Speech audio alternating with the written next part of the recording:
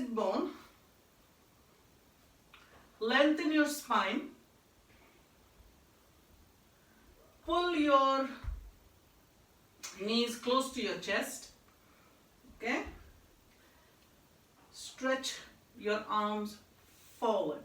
Now, if you have a pain in your lower back, you have to be very careful. Don't put any strain. You can support yourself, engage your core, and just hold your weight on your palms slightly, but your palms should face front, and hold it like that. Okay? But if you have no issues with your back, please engage your core. This will really work your abs. So raise your toes up, stretch your arms at shoulder length. Straighten your back. As you inhale, just lean back as much as you can, but feel your core working. You should not feel anything in your back. It's your core. And hold it there. Push your chest forward.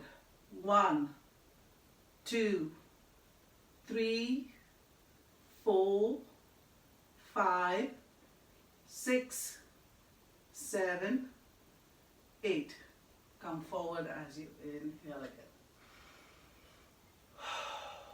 Exhale. Again as you inhale. Go back only as far as you can. As you exhale, raise your right knee up. As you inhale, take your right leg down.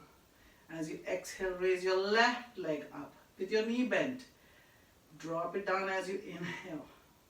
Lift it up on the right when you exhale. Drop it down.